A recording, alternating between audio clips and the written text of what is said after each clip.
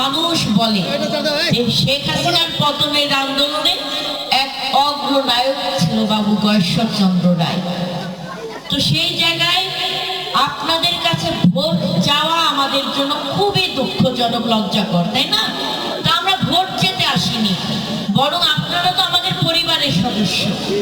আপনারা প্রত্যেকে টিম করে করে এই 20 দিন, যে 17 দিন বাকি আছে, এই 17 দিনে আপনার এই গয়েশ্বরকে কিভাবে বিপুল ভোটে বিজয়ী করা যায়, আপনারা ছড়ায় ছিটায় পুরো কেরানীগঞ্জ 5টা ইউনিয়ন নিয়ে আমাদের এই থানা, এই আসন, এই 5টি আসনের সকল সম্প্রদায়ের মানুষের কাছে আপনারা তার পরিবারের সদস্য হয়ে ভোট যাবেন না মা?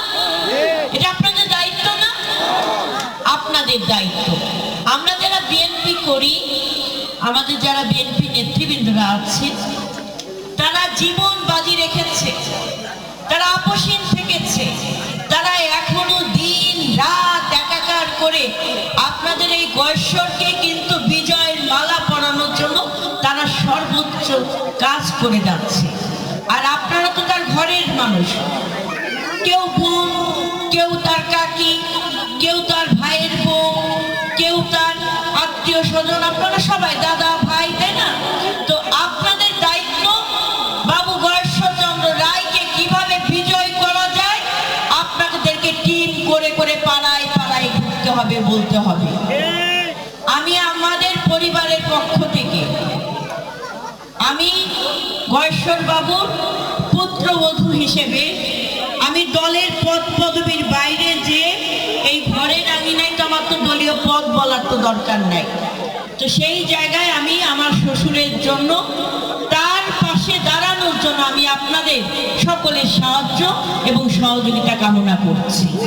আমি বিশ্বাস করি আমাদের সকল কাকিমা, কাকা, আমাদের মুরব্বী, বয়োজ্যেষ্ঠ আপনারা যারা আছেন, আপনারা সকলে, আমি নিপুণ যেমন কাজ করছি ঠিক একইভাবে আপনারা ধানের শীষের বিজয় নিশ্চিত করার জন্য প্রতিটি পাড়ায় পাড়ায় চলে যাবেন। আপনি আপনার গৃহস্থলী কাজ সম্পূর্ণ করে, বাড়ির কাজ সম্পূর্ণ করে আপনি পাশের বাড়ি যাবেন, পাশের গ্রামে যাবেন, পাশের ইউনিয়নে যাবেন, পাশের মহল্লায় যাবেন, আমাদের প্রচারপত্র নিয়ে বলবেন আমাদের গয়েশ্বরচন্দ্র রায়কে একটা ভোট দেবেন ধানের শীষে। যদি আপনারা ভোট দিতে পারেন, যদি তাকে নির্বাচিত করতে পারেন, তার হাত দিয়ে এই কেরানীগঞ্জের উন্নয়ন হবে, নারীদের ক্ষমতায়ন বৃদ্ধি পাবে, নারী পুরুষের সম অধিকার নিশ্চিত হবে, প্রতিটি পরিবারে আমরা ফ্যামিলি কার্ড দেব, আমরা আপনাদের স্বাস্থ্য সেবা, একদম নিরাপদ স্বাস্থ্য সেবা আপনাদের দোরগোড়ায় পৌঁছে দেব, আমরা দুর্নীতির লাগাম টেনে ধরবো, আমরা এই কেরানীগঞ্জকে মাদক মুক্ত কেরানীগঞ্জ গড়ে তুলব, আমরা আধুনিক শিক্ষা ব্যবস্থার মাধ্যমে আমাদের আগামীর ভবিষ্যৎ সন্তানদেরকে আমরা যুগোপযোগী শিক্ষার আলোয় আলোকিত করব, সব শিক্ষিত করব, যাতে করে ওরা পৃথিবীর যে কোনো চ্যালেঞ্জ মোকাবেলা করতে সক্ষম হয়।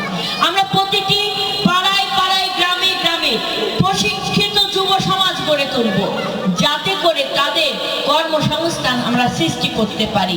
আমরা এই কেরানীগঞ্জে যে গ্যাসের সমস্যা 17 বছরে এই আওয়ামী ফ্যাসিবাদ যারা লুটপাট করে নিয়েছে, তারা এই কেরানীগঞ্জে গ্যাস আনে নাই।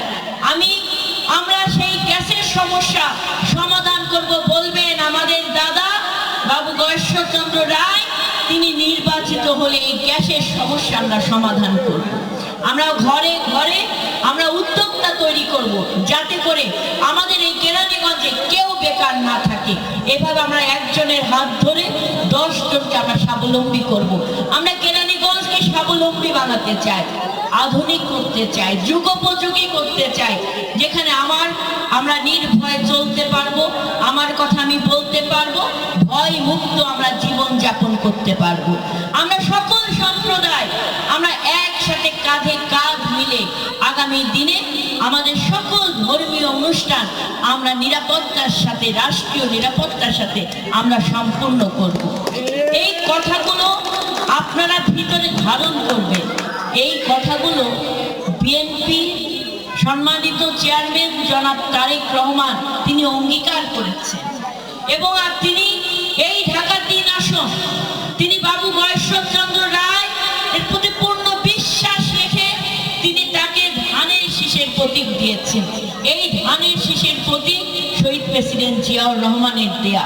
এই ধানের শীষের প্রতীক দেশনেত্রী বেগম খালেদা জিয়ার দেওয়া, যিনি আপোষহীন থেকেছেন দেশ এবং দেশের মানুষের জন্য। তাই ধানের শীষ আগামী দিনে তারেক রহমানের হাতকে শক্তিশালী করতে, বাবু গয়েশ্বরচন্দ্র রায়কে বিজয় নিশ্চিত করার জন্য আপনারা কোন পন্থা অবলম্বন করে ধানের শীষের বিজয় নিশ্চিত করবেন, সেই কথাগুলো আমরা বলার জন্য আসছি। আপনারা আমাদের পরিবারের সদস্য, আপনারা ক্যাম্পিংয়ে নেমে যাবেন।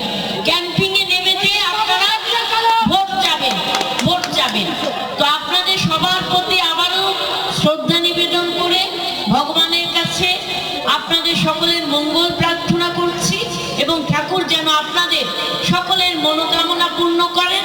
এবং এই উঠোনে আমাদের নেতা বাবু গয়েশ্বরচন্দ্র রায় যে কারণে এসেছেন, আপনারা সকলে ভগবানের কাছে প্রার্থনা করবেন, ভগবান যেন তার মনের ইচ্ছা পূরণ করে তাকে সংসদে যে আমাদের কথা বলার সুযোগ তৈরি করে দেয়, এই কেরানীগঞ্জের জনগণের সেবা করার সুযোগ তৈরি করে দেয়, তাই না?